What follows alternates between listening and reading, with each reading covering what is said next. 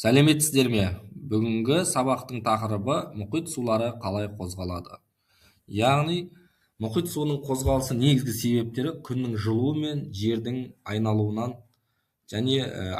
болады. Бұл факторлар мұхит суларының үлкен массаларын қозғалысқа келтіретін негізгі күштерді тудырады. Мысалы, суреттегідей, желдің әсері және тұздық пен температура айырмашылығына байланысты болады.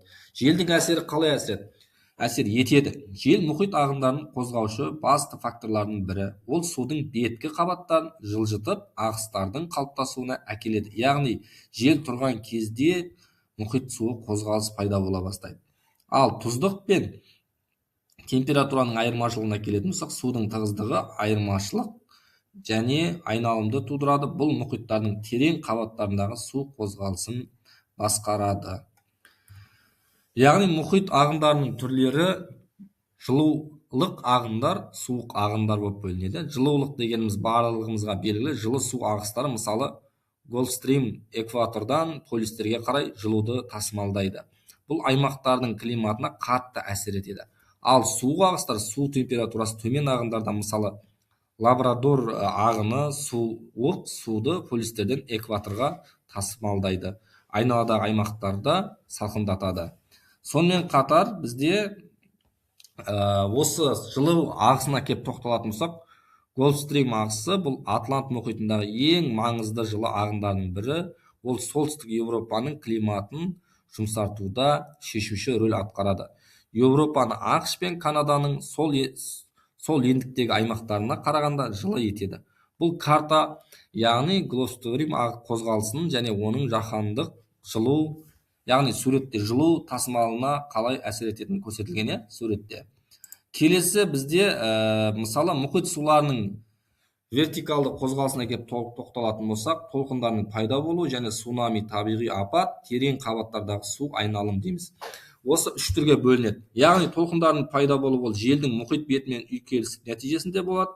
Ал цунами жер сілкіністер жанартау атқылауынан болады. Ал терең қабаттардағы су айналым бұл термохронолдың айналым арқылы суық және тығыз су тереңдігі батып, жылы су жоғары көтеріледі. Бұл жаһандық климатты реттеуде маңызды рөл атқарады.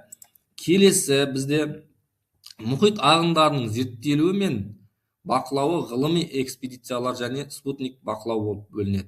Мысалы, заманауи технологиялар, соның ішінде спутниктер мен су мысалы астындағы дрон құрылғылар ағындардың қозғалысын дәл бақылауға мүмкіндік береді.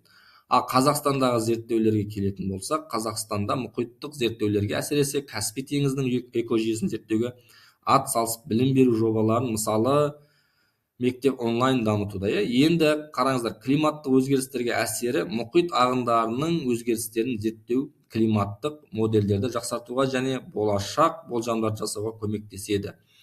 Келесі бізде мұхит ағындарын зерттеудегі заманауи құралдар. Бүгінгі таңда ғалымдар мұхит ағындарын зерттеу үшін жоғары технологиялық құралдарды қолданады. Бұл спутник сенсорлар, терең су асты аппараттарының және деректерді талдау жүйесі болып саналады.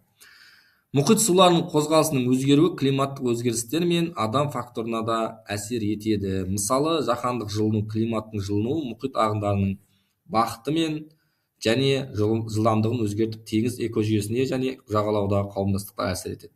Арал теңізінің тартылуы, тұрақтылықты да сақтау деген сияқты көптеген адам әрекеттері бар.